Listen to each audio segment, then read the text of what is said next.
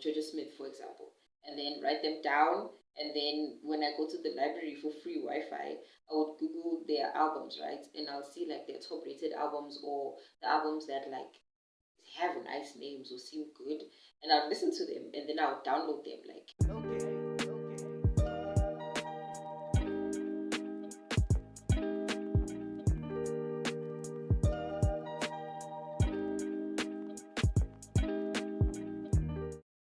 hello everyone, welcome back to Embracing Change. I'm your host Nick, and for everybody who's new, I hope you love it here. For my first time listeners, please don't hesitate to hit the subscribe button and also the like button. I really appreciate it. And yeah, let's get into it. Okay, so music, right? We are all familiar with it.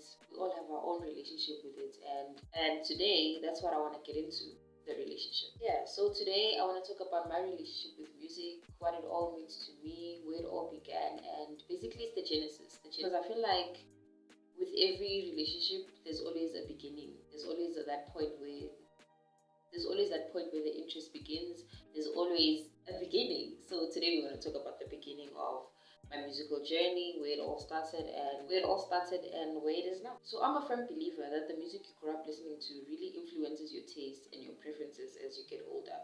So for me, I grew up in a very R&B household. My parents were big R&B fans, still are. So that means I was exposed to the likes of Avant, Kid Sweat, Monica, Mary J. Blige, Jagged Edge, yeah, the likes, Donald Jones, to name a few. Those are the artists I grew up listening to when I was young. Abo Dwele. So yeah, the early stages of my life were really dominated by R&B, and I think that made me develop an ear for the softer, more emotional music. Meaning, I knew how to get into my feelings from a very early age. So that was my upbringing. I was very into R&B because that was what I listened to the most. And you have to also know at that time, besides the music I listened to at home, secular music wasn't really that popping. Like primary school days, I wasn't really exposed to much outside music. Maybe during family gatherings, but there would be like house music playing. There would be like kwaito at the time, which also I feel like influenced a lot of my taste now. Um, yeah, old school house, old school R&B. Hip hop, I really wasn't into it at that time because it wasn't really in my face like that, you know. So yeah, I was mostly in an R&B household, softer side. I appreciated the instrumentals, the guitar, the drums. You know how R&B music can just like put you in your feelings. That was me at a young age. So when there were functions at school and I would hear other different types of music, I would be like, okay, what is this? This is nice. But at the time, also, I didn't have a phone to explore all of these things. So I was just listening to what my parents listened to most of the time. And I wasn't really deep into music like that, like the way I am now. But that was my introduction to music in this world. And I'm grateful for that because I feel like it shaped my personality in a sense. And then when I got into high school, I started getting into my hip hop bag. I remember I used to take the bus to school, right? So I used to take the bus in the mornings and in the afternoons. So in the morning, I would listen to different types of music on my bus ride to like feel good music to get me in the mood because waking up early has never been my thing. So I never used to feel great in the mornings. So music was that thing that made me feel okay, like this is worth it, you know? So I used to listen to music on the bus rides, and I remember the first hip hop album that I can say I listened to fully as an album was Good Kid, Mad City by Kendrick Lamar. That album had me in a chokehold for almost a year, and that was my introduction to hip hop. I remember when the first track played, Shireen, aka Master Splinter's daughter. Oh my goodness, I was the bass that do do do do do do do. Oh my goodness, it had me in a chokehold. I would listen to that album front to back, back to front. And not to say I didn't know about Kendrick Lamar, right? I knew of him. I've heard his music up until that point, but I never really got into a deep dive. So one day I just decided, okay, you know what? Let me download this album and listen to it on my way to school and see what it's all about. And from there, I was obsessed. From there, I was into it. I said, okay, you know what? Hip hop is for me. Let me see what else I can listen to. So I got into different hip hop artists. I got into J. Cole. I remember I was really heavy into Corday at that time. I remember though I wanted artists that sounded a lot like the old school artists that I would hear when I was younger. So I was really going into that heavy rap scene. Like I wanted people that rap, you know. The trap scene came a bit later when I started dabbling here and there. I'm still not really deep into that scene, but for me it had to be about rap. I wanted to hear bars. I wanted to hear a melody. I wanted to hear things that like I didn't know were possible when people are making music, you know. So I got into Kendrick. I got into the Coles and the likes, you know, and that was my introduction into hip hop. But the R&B girly was still there. I was still listening to R&B. I remember in high school, I think I was in grade 9, Georgia Smith dropped her first album, Lost and Found. It was a big moment for my friend group. I remember everybody wanted it. We all downloaded it on our phones. And then there was a particular friend of mine where there was a song called Wandering Romance from that album. We would listen to it, like share earphones, and we'd listen to it continuously during break time. And just, I don't know, there was just something about it that touched our hearts. And I think that was the first moment for me where I realized that music really connects people. So besides me enjoying it, besides me finding connection with this, and besides it touching my soul, it can also connect me with other people. And that for me was the most beautiful realization I had. So from there, I started really getting deep into it. I started wanting to also share the type of music I listen to because I'm a big gatekeeper sometimes. Yeah, I gatekeep like crazy when it comes to the things I like, of course. I don't really find much enjoyment in a lot of people enjoying what I like because I feel like it ruins the quality of it. I don't know, that's just me though.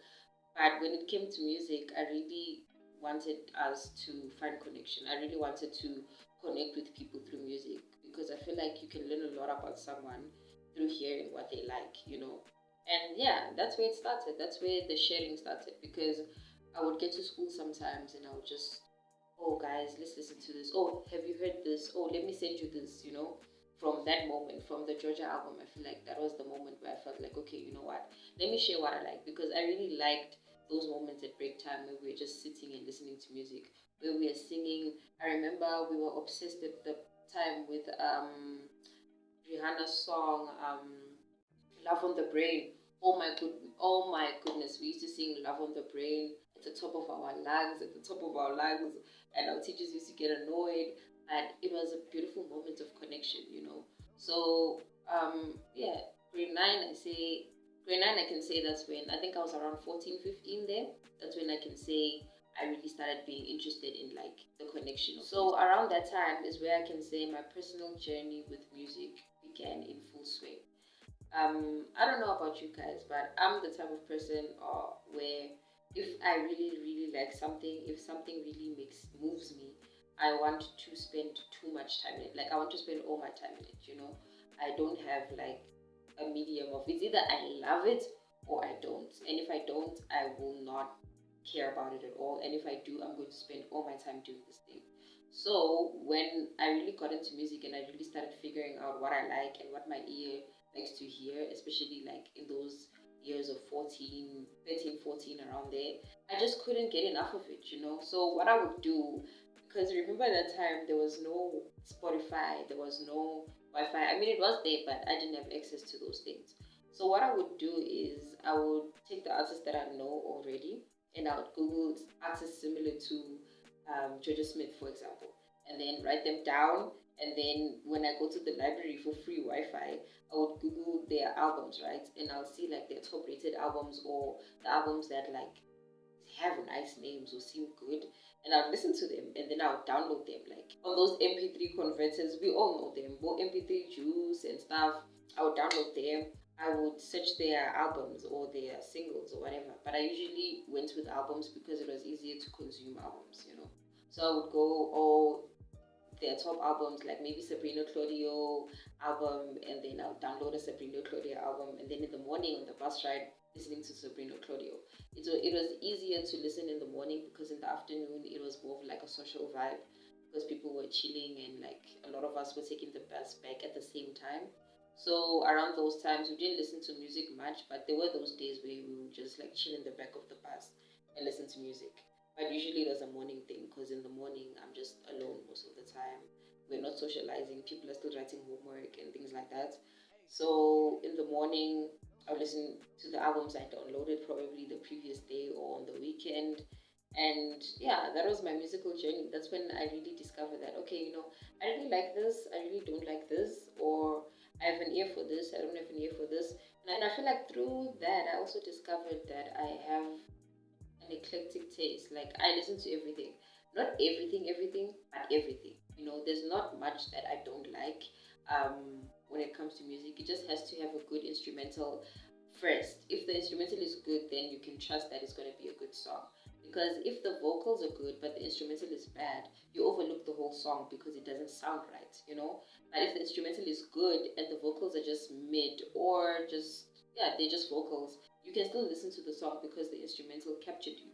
So that is my process of what is a good song and what is not a good song. There's a lot to factor in as well, like the production and all of that. But basically, when I started out, that is what made me decide, is this for me or not? Does the instrumental hit or it doesn't? That was my vibe.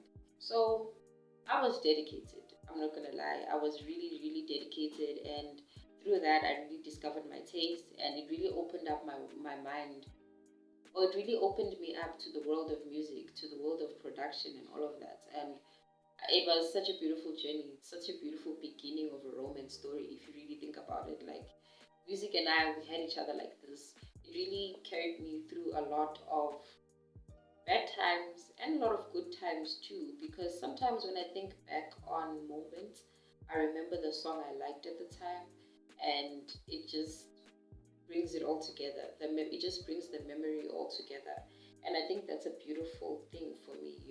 It's like I have my own personal soundtrack for this movie of my life, and I think that's cool to look at it like that. I believe that music is one of the greatest form of art because it doesn't matter your cultural background. It doesn't matter whether you understand the language or not. As long as it sounds good to you, it has the capability of touching and moving. And it can also bring people together because parties, gatherings, chilling out usually are accompanied by music, or sometimes even bringing friends together. Because my best friend and I, when our early days, when we started being friends, we would meet up in the mornings for jogs, and we would listen to music, or talk about music rather. We talked about all the music we liked, and I feel like that really brought a foundation to our relationship. Because even to this day, we still share music that we like with each other, and I feel like it's so intimate, it's so personal that I know her and she knows me. So I feel like music also says a lot about how you feel about people. It can convey a message that you can't really say with words. You can say it with music, and I feel like that's so beautiful. That is so so beautiful. So yeah, my relationship with music started out like that. And but in terms of music discovery, Spotify and Wi-Fi now have made things a lot easier. Now I can just let things play out. I can just let Spotify take me to the next artist. I can just let someone send me a link and I'm just there. Okay, this is cool. I didn't know about this. It's interesting that way. It made life easier. But back in the days of downloading, you needed to be dedicated, you needed to be committed. And that's what I was. I was dedicated, I was committed, and it brought me here today. Now I'm able to make playlists. By the way, guys, there's a playlist I make every week that comes with the episode. Check it out. The link is in the description box. I'll leave the link in the description box and you can check it out. If you like it, yay. If you don't, you can check out next week's playlist and you might. I mean, you just need to be open minded about these things. You never know what you might like until you hear it. But anyway, back to what I was saying. That's why I'm able to make playlists now because of the time I took and the dedication I took back in the day to actually get into music, get into liking it. And I believe that everybody has their own role to play in anything that they like, right? And with me, with music, I think my role is sharing what I think sounds beautiful, sharing what I think other people may like, sharing what I like, just sharing music, putting people on, putting myself on, being put on, just sharing music. Because some people are gifted in the sense that they can make it, some people are gifted in the sense that they can hear what is missing and add to that. And I feel like my job is to just share what other people have created. And I really enjoy that. I really enjoy compiling playlists. I really enjoy um, making soundtracks for videos that I like, that's something that really makes me happy. So that's my role that I've chosen to participate in, if you may. Yeah, and that is my journey with music. I think it's so cool to look back at the person you were and what you used to listen to and compare to the person you are now and how your tastes have evolved. And you learn a lot about yourself. You learn a lot about you as an individual, and also it shapes a lot about your personality as well, because the way you dress, the way you talk, the way you carry yourself, even the way you view life can be influenced by the type of music you listen to. And it also creates a sense of community. It's easy to find also belonging and your community of people with the type of music they listen to. And that makes it easier to vibe with people, especially in social settings, because most of the time the music that is playing dictates the level of vibe or the type of vibe that is there. And it's easy to gel along, it's easy to also create conversation. And I think it's just nice to be able to share your passions with people. And if you're passionate about music and if you like something, just go ahead and share it. Go ahead and talk about it. Go ahead and make that playlist and share it with someone. It's so intimate, it's so personal. And I think it's one of the best ways to get to know someone, by listening to music, by sharing music with each other.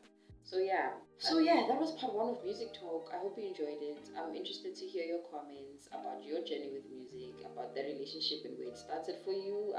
Anything you want to say, really, I'm interested to read about it. So keep an eye out for more parts of Music Talk. Some I'm gonna do by myself, some I'm gonna do with some guests. You never know who, you never know when, but just keep an eye out. Also, turn the notifications on so you can know when I upload a new video. But I thank you so much for tuning in. I thank you so much for watching till the end of the video. But yeah, stay tuned. Have a lovely week. Thank you for watching, and bye.